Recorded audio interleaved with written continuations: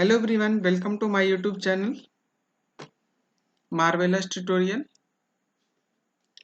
Student, आज हम लोग पढ़ने वाले हैं इलेक्ट्रिसिटी चैप्टर का लेक्चर नंबर 3। इस चैप्टर में हम लोग डिस्कस करने वाले हैं इलेक्ट्रिक फील्ड्स के बारे में।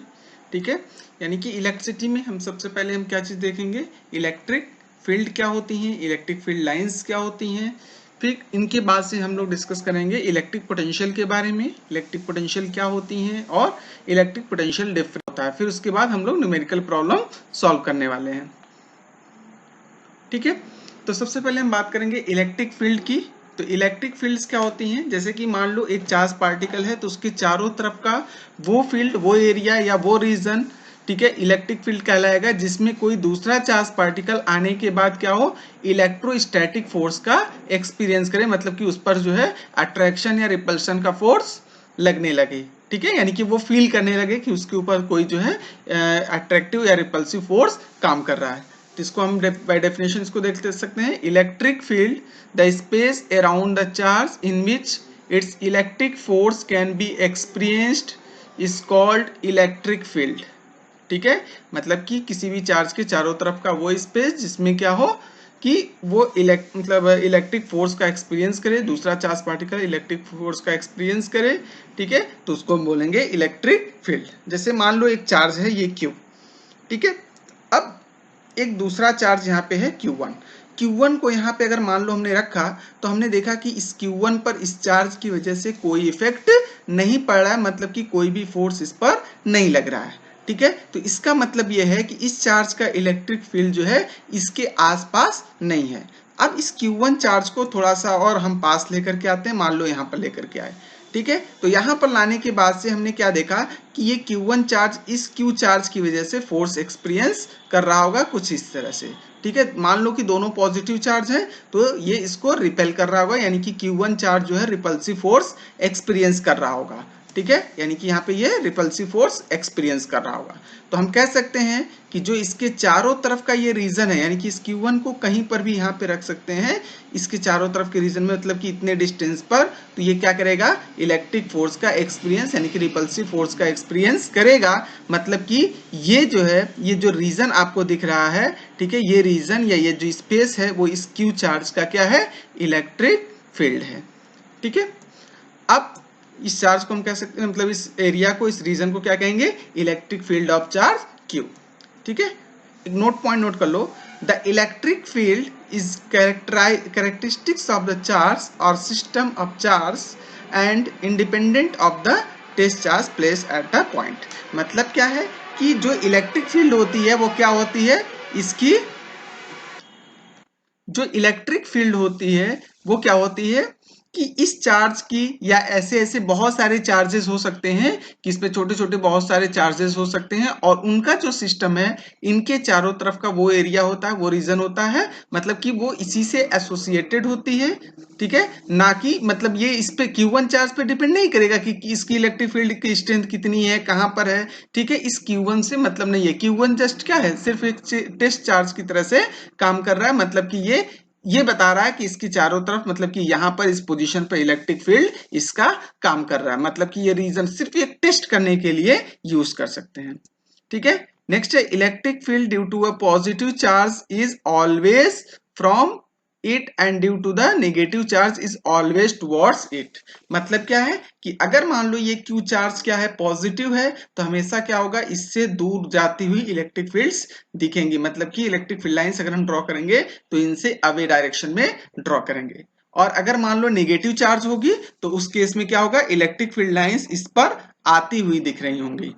ठीक है, जैसे मान लो एक पॉजिटिव चार्ज है तो इस पे जो इलेक्ट्रिक फील्ड लाइंस होंगी ये अवे की तरफ, यानी कि बाहर की तरफ ऐसे जाते हुए दिखेंगी। ठीक है, ये इस तरह से ऐसे बाहर की तरफ निकलती हुई दिखेंगी। ठीक है, उसी तरह से अगर नेगेटिव चार्ज है, जैसे मान लो ये नेगेटिव चार्ज है, तो नेगेटिव चार्ज में इलेक्ट्रिक फील्ड लाइंस हमेशा इस पर आती हुई दिखेंगी, जैसे कि इस तरह से। ठीक है, यानी कि बाहर से बिल्कुल इस तरह से इलेक्ट्रिक फील्ड लाइंस इस पर आती हुई दिखेंगी। ठीक है, तो इसका मतलब क्या है कि जो इलेक्ट्रिक फील्ड है पॉजिटिव चार्ज से की वजह से वो क्या होगा, आउटवर्ड डायरेक्शन में होता है, और नेगेटिव चार्ज की वजह से इनवर्ड डायरेक्शन में होता है, मतलब कि टुवर्ड्स द चार्ज होता है, और इस केस में अवे फ्रॉम द चार्ज होता है। ठीक है, इसके बाद हम बात कर लेंगे इलेक्ट्रिक फील्ड की, फील्ड लाइंस की। इलेक्ट्रिक फील्ड लाइंस क्या होती हैं, एक इमेजिनरी कर्व होती हैं, यानी कि जिस लाइन के अलोंग जो फोर्स काम कर रहा होगा, इलेक्ट्रोस्टैटिक फोर्स इस फील्ड के अंदर, तो अगर उस फोर्स को हम डिनोट करने के लिए जो लाइन ड्रॉ करेंगे उनको हम बोलते हैं इलेक्ट्रिक फील्ड लाइंस, यानी कि इमेजिनरी लाइन या कर्व होता है बेसिकली। ठीक है, तो उसको हम इलेक्ट्रिक फील्ड लाइंस कहते हैं। तो imaginary path along which a free positive charge moves when placed in an electric field is called as electric lines of force। ठीक है, इसको इलेक्ट्रिक लाइन ऑफ फोर्स भी कह सकते हैं। ठीक है, पॉजिटिव चार्ज लेने का मेरा मकसद यही है कि अगर मान लो कि जो भी इलेक्ट्रिक फील्ड है वो पॉजिटिव चार्ज की वजह से है, ठीक है, तो उस पॉजिटिव चार्ज की वजह से है तो क्या होगा कि वो जिसके अलोंग वो मूव कर रहा होगा, ठीक है, तो उस लाइन के अलोंग या उस पाथ के अलोंग जो है जो भी लाइन ड्रॉ करेंगे या जो भी पाथ ड्रॉ करेंगे वो जो है इलेक्ट्रिक फील्ड लाइंस कहलाएंगी। और अगर मान लो नेगेटिव चार्ज है, जैसे कि यहाँ पे ये जो आपको दिख रहा है, तो ये जो है हमारा क्या है, इलेक्ट्रिक फील्ड लाइंस को रिप्रेजेंट कर रहा है। उसी तरह से ये भी इलेक्ट्रिक फील्ड लाइंस को रिप्रेजेंट कर रहा है। ठीक है, next electric potential. Electric potential क्या होता है कि जब किसी भी इलेक्ट्रिक फील्ड के अंदर इन्फिनिटी से किसी भी point per unit test charge को अगर ला करके रखते हैं तो क्या होगा कि जब उस फील्ड के हम बाहर रहेंगे तो उस पर कोई वर्क डन हमें करने की रिक्वायरमेंट नहीं होती है। लेकिन जैसे ही हम उस फील्ड के अंदर आते हैं, उस इलेक्ट्रिक फील्ड के अंदर आते हैं, तो वो क्या करता है कि उस टेस्ट चार्ज को या जो भी चार्ज हम इन्फिनिटी से लेकर के आ रहे हैं, मतलब कि इन्फिनिटी का मतलब क्या, बहुत दूर से लेकर के आ रहे हैं, तो वो उसको क्या करता है, रिपेल करने की कोशिश करता है, मतलब उसको पुश करके ने की कोशिश कर सकता है, या फिर अगर हो सकता है कि दोनों का चार्जेस का नेचर अगर अपोजिट है तो वो उसको अट्रैक्ट करने की कोशिश कर सकता है। तो अगर हमें किसी फील्ड मतलब उस इलेक्ट्रिक फील्ड के अंदर किसी भी पॉइंट पर अगर उस चार्ज को रखना है तो उसके अगेंस्ट हमको क्या करना पड़ेगा, कुछ वर्क डन करना पड़ेगा। तो वही work done per unit charge जो होता है उसी को हम बोलते हैं इलेक्ट्रिक पोटेंशियल। तो इलेक्ट्रिक पोटेंशियल क्या होगा, electric potential at any point in an electric field is defined as the work done in bringing a unit charge from infinity to that point against the direction of electric field intensity। ठीक है, electric field intensity जो भी है उसकी direction के against जो भी हम वर्क डन करते हैं, ठीक है, तो उसको हम बोलते हैं इलेक्ट्रिक पोटेंशियल। फार्मूला क्या होता है, V is equal to W upon q naught, जो वर्क डन होगा, और अपॉन जो भी क्यू नॉट टेस्ट चार्ज है ये हो जाएगा। Next, it is a scalar quantity. ये कैसी क्वांटिटी होती है, electric potential is a scalar quantity. ठीक है, जैसे मान लो एक चार्ज है यहाँ पे, पॉजिटिव चार्ज है। अब इस पॉजिटिव चार्ज की हम बात करेंगे तो इस पॉजिटिव चार्ज के चारों तरफ का ये जो फील्ड है ये क्या है, इलेक्ट्रिक फील्ड है। ठीक है, अब इस फील्ड के अंदर किसी एक पॉइंट पे हमें क्या ला करके रखना है, एक टेस्ट चार्ज ला करके रखना है। जैसे मान लो ये क्यू नॉट चार्ज है, इसको हमें यहां से ला करके यहाँ पे किसी पॉइंट पे रखना है।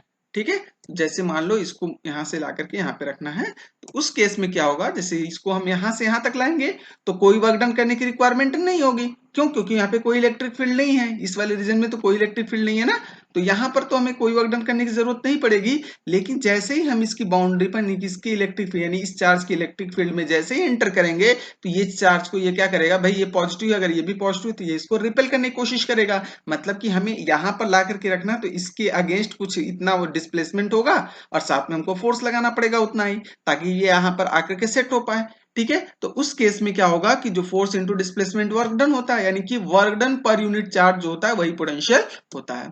ठीक है, तो जैसे ये इसको इस डायरेक्शन में फोर्स लगा रहा होगा।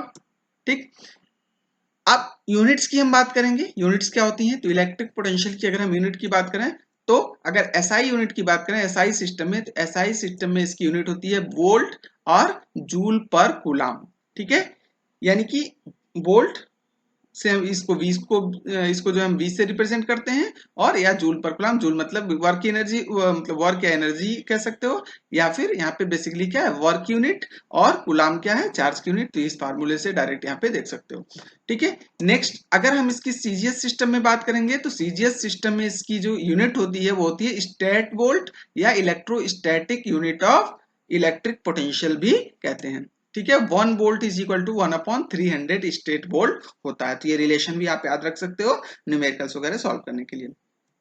नेक्स्ट अगर हम बात करें स्मॉलर यूनिट्स, ठीक है, यानी कि बोल्ट की जो मतलब पोटेंशियल की अगर हम बात करेंगे तो उसकी जो स्मॉलर यूनिट्स होंगे जैसे कि मिली वोल्ट, ठीक है, माइक्रो वोल्ट, ठीक है। तो 1 milli volt is equal to 10⁻³ volt होता है। ठीक है, और 1 micro volt is equal to 10⁻6 volt होता है।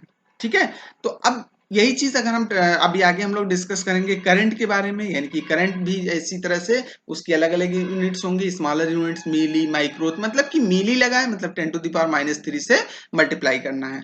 ठीक है, माइक्रो लगा है 10⁻6 से मल्टीप्लाई कर देना है। ठीक है, तो ये हो जाएगा स्मॉलर यूनिट। लार्जर यूनिट्स की अगर हम बात करें तो इसकी जो लार्जर यूनिट्स हैं ये है जैसे 1 किलो वोल्ट, किलो वोल्ट का मतलब कि यहाँ पे 10⁻³ से मल्टीप्लाई कर देंगे तो 1 किलो वोल्ट में क्या हो जाएगा 10⁻³ वोल्ट होता है या 1000 वोल्ट होता है। उसी तरह से 1 मेगा वोल्ट, 1 मेगा वोल्ट की हम बात करेंगे तो 1 मेगा वोल्ट में 10�6 वोल्ट होता है। Next electric potential difference. Electric potential difference क्या होता है? Potential difference work done in bringing a unit charge from one point to another point against the direction of electric field intensity is called as potential difference। ठीक है, जैसे अब अगर मान लो उसी फील्ड के अंदर एक पॉइंट से दूसरे पॉइंट पर, जैसे कि मान लो यहाँ पे चार्ज रखा है, ठीक है, या यहाँ पे कोई इलेक्ट्रिक फील्ड, ये पूरी इलेक्ट्रिक फील्ड है आपका, ये पूरा सरफेस आप मान लो इलेक्ट्रिक फील्ड है।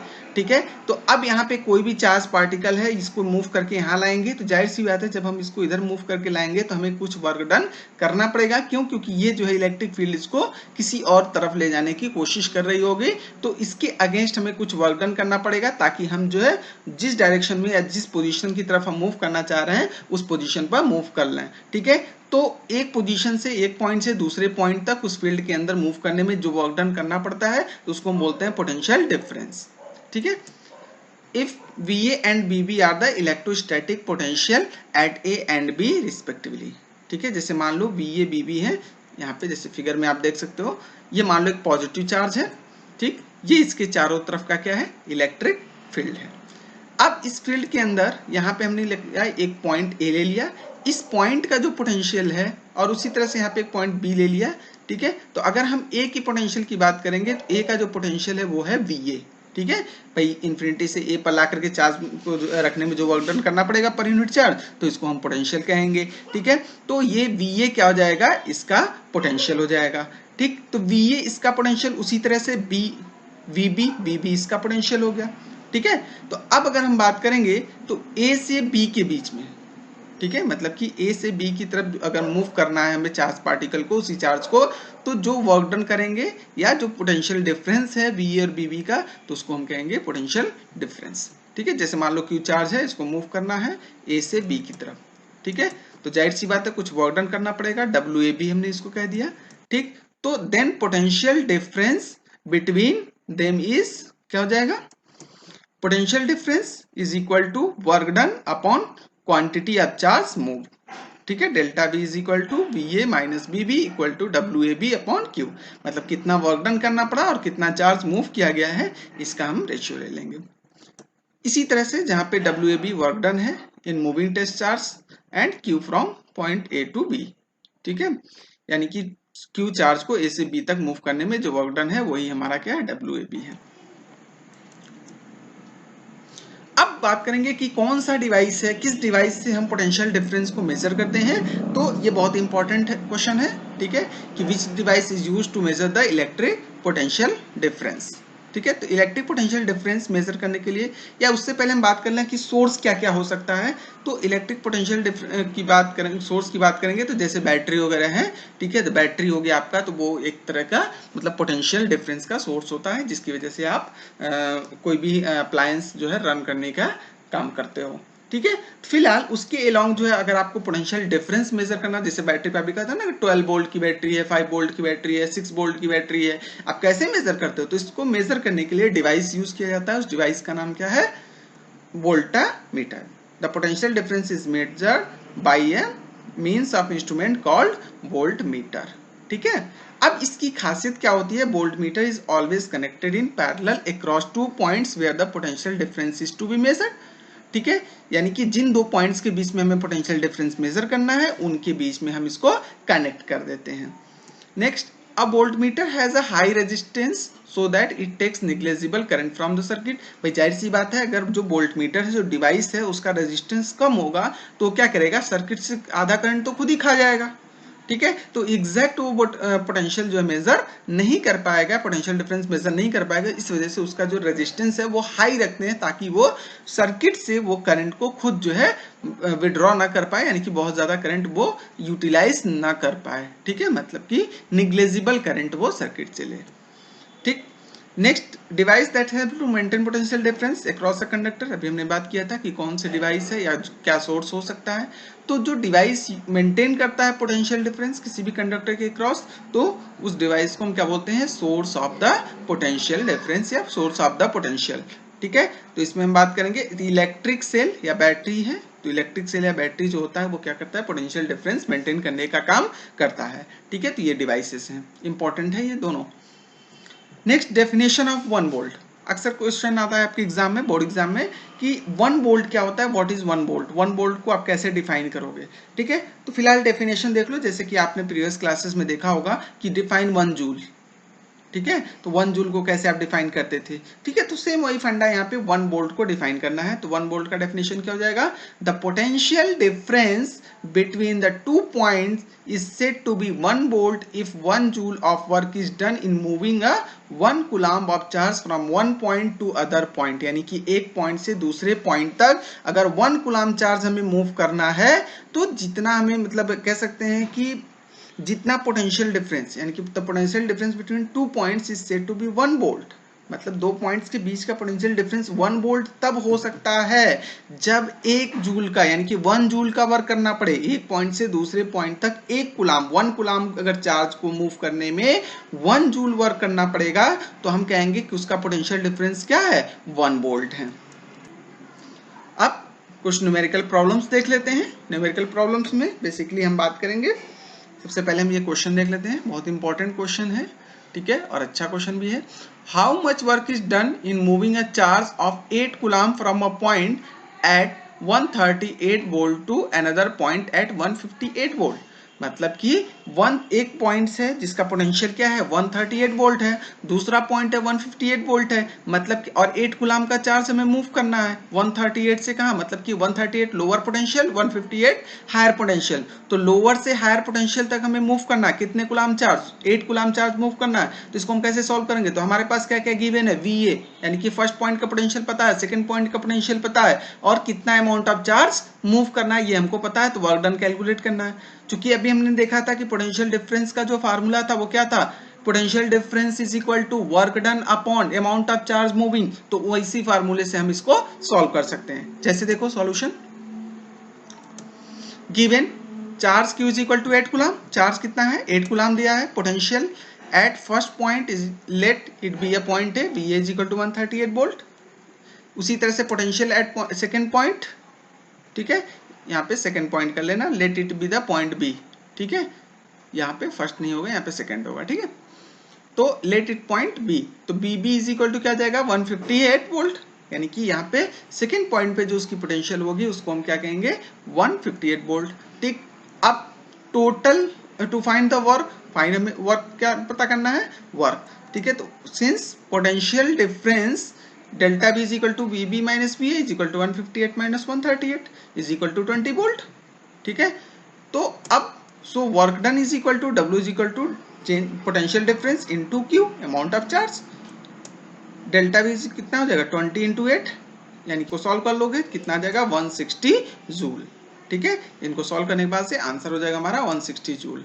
यानी कि work done in moving the charge is 160 joule, यानी कि जो भी इस चार्ज को मूव करने में 138 से 158 पोटेंशियल डिफरेंस पोटेंशियल पर अगर हमें मूव करना है तो हमें 160 जूल जो है वर्क करने की रिक्वायरमेंट होगी। ठीक है, इसी तरह के एक क्वेश्चन और हम लोग देख लेते हैं। क्वेश्चन ये है, calculate the potential difference between the two terminals of a battery if 100 joule of work is required to transfer the charge of 40 coulomb from one terminal of battery to other। Battery के एक terminal से दूसरे terminal तक हमें charge requirement है 40 coulomb charge को move करने के लिए। ठीक है, वर्क कितना है, 100 जूल की रिक्वायरमेंट है, तो हमें क्या बताना है, पोटेंशियल डिफरेंस। सिंपल फंडा, वही फार्मूला हम अगेन यूज करेंगे। सॉल्यूशन देख लेते हैं इसको। गिवन क्या है, transferred charge Q is equal to 40 coulomb, required work is equal to 100 joule, to find potential difference delta V is equal to what, यानी ये हमको फाइंड करना है। तो यहाँ पे क्या आ जाएगा, potential difference delta V is equal to W upon Q होता है। ठीक है, हमारे पास W भी पता है, Q भी पता है, तो देख लेते हैं 100 अपॉन 40 सॉल्व कर लेंगे तो क्या जाएगा 2.5 वोल्ट, ये आंसर हो जाएगा। ठीक है, आंसर हो जाएगा potential difference between two terminals of the battery is 2.5 volt. ठीक है, ये भी आपके बोर्ड में इस तरह के क्वेश्चंस आते रहते हैं। ठीक है।